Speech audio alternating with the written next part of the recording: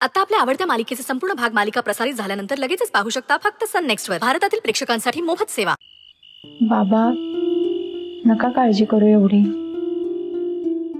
आपल्या वृंदाताईला लवकर जामीन मिळेल, नका टेन्शन घेऊ. बाई मास्तर, आपली शमिका इतकी गुणी आहे. आता बर्फीला अंगाई म्हणून झोपवलं बाई. हो हो मग काय तर. बर्फीचा लाळा लागलाय हो तिला. आपण काय सांभाळू अशी सांभाळते बाई. काय म्हणाली माहितीये का? म्हणाली मला इथेच जेवायला आणून द्या. मध्येच जर बर्फी उठली तर मी तिला अंगाई म्हणून परत झोपेन, रडायला लागली तर. वा, खूप काळजी करते तिची. चल आपण जेवून घेऊया. हा चल. नाही नाही नाही नाही अशा काय माझी काय जेवण्याची इच्छा नाही. तुम्ही घ्या जेवून. का बरं? अहो माझी वृंदा तिकडे, कशी मला भूक लागेल मला सांगा. अशा काही तुम्हाला सांगतो, मी जेव्हा तुरुंगात होतो ना तेव्हा माझ्या सगळ्या मुली माझ्यासाठी लढल्या. आणि आता मला माझ्या मुलीसाठी काही करता येत नाही, काही करू शकत नाही. मी याचं खूप वाईट वाटतंय मला. इतका हातबल का करावं देवाने एखाद्याला? कोण हातबल मास्तर? तुम्ही? नाही बाई, तुमच्यामुळे तर आम्हाला धीर मिळतो. तुम्हीच जर असं हातबल झालात तर बाकीच्यांनी काय करायचं सांगा बरं.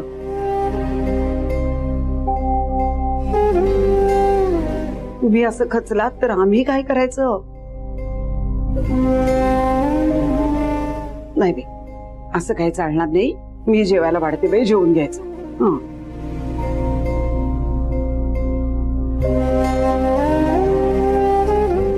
बाबा मी आलेच जरा.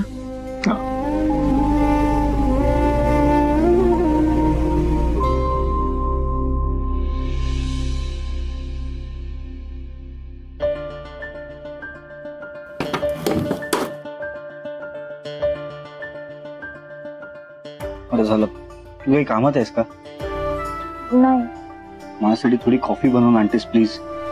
आकाश अरे, मला तुझ्याशी काहीतरी बोलायचंय.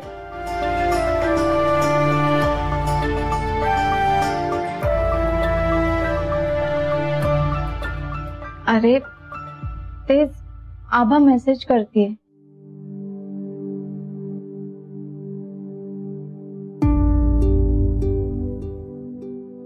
मला तुझ्याशी बोलायचंय.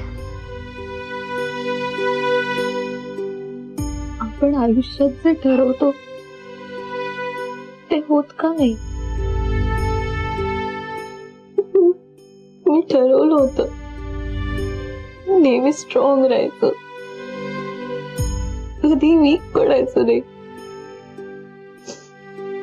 कारण मी वीक पडले तर बाबा वीक होती. कधी रडायचं नाही, खचायचं नाही, नेहमी सगळ्यांना धीर द्यायचा. पण आज वृंदाताईला खोट्या आरोपांखाली अटक झाल्यानंतर मी बर्फीकडे बघितलं. मला रडायलाच यायला लागलं रे. मला कळतच नाही मी काय करू. मला बाबांचा चेहरा सुद्धा बघवत नाहीये. खूप कचलेत ते. मला खूप रडायला येत, पण तरी मला स्ट्रॉंग राहायचंय. मला फार असं वाटतंय की आपल्याला रडायला येत असताना आपण कोणासमोर तरी जाऊन रडावं, जो कोणाला सांगणार नाही की मी वीक पडले म्हणून तुझ्या समोर रडते. तू समोर असतस तर बरं झालं असत, असं वाटू लागलं.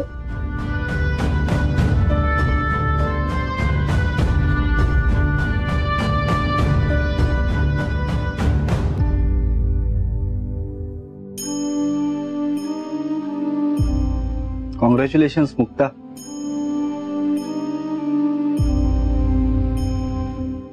हेच हवं होतं ना तुला? ही आभा कुणाच्या तरी प्रेमात पडली पाहिजे. पडली ती प्रेमात. कॉंग्रॅच्युलेशन्स. आता तरी समजून घे मुक्ता, हे वयच असं असतं. या अशा हळव्या क्षणी कुणीही पटकन प्रेमात पडतं का? तू आता या वेळेला आभाच्या मनस्थितीचा जर असा विचार कर. किती प्रेशर असेल तिच्यावर, एवढ्या सगळ्या गोष्टी घडतात तिच्या आजूबाजूला, घरात इतके सगळे प्रॉब्लेम्स आहेत, आणि या सगळ्यामध्ये कुणीतरी आहे जो तिच्याशी कन्सर्न ठेवून आहे, जो तिच्याबद्दल विचार करतोय. ही फिलिंग किती हवी हवीशी वाटत असेल तिला. इतकी हवी हवीशी वाटते की त्या व्यक्तीला प्रत्यक्षात बघण्याआधीच ती त्याच्या प्रेमात पडून मोकळी झाली. कॉंग्रॅच्युलेशन्स. या सगळ्यात ना मला वाईट आबाचं वाटतंय. बिचारी, कारण तिला माहीतच नाहीये ज्या व्यक्तीच्या ती प्रेमात पडलीये ती व्यक्ती प्रत्यक्षात नाहीच आहे.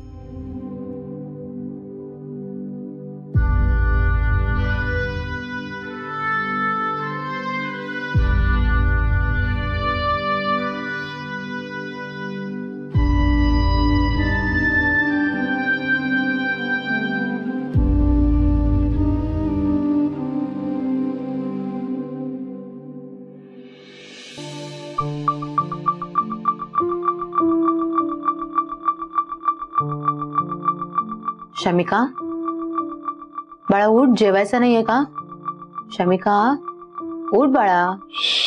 बर्फी झोपलीये आणि मी पण. हो, पण खाऊन घ्यायला नको का? उपाशी कसं झोपणार? चल उठ. शमिका ऐक बाळा, उठवा ना तिला. नाही उठणार ती आता. बऱ्याचदा असंच खेळता खेळता घरी झोपून जाते. तासाभराने उठली ना की जेवेल. नका काळजी करू. ठीक आहे. दादा, उठलीस तू?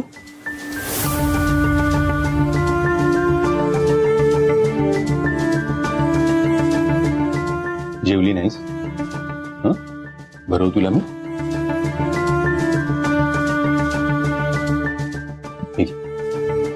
तिला तिची मम्मा हवी ना. प्लीज तू उद्या वृंदा आंटीला सोडवून आणशील का? माझी मम्मा जशी अचानक निघून गेली तशी हिची मम्मा तर नाही जाणार ना अचानक निघून. वाचवशील ना?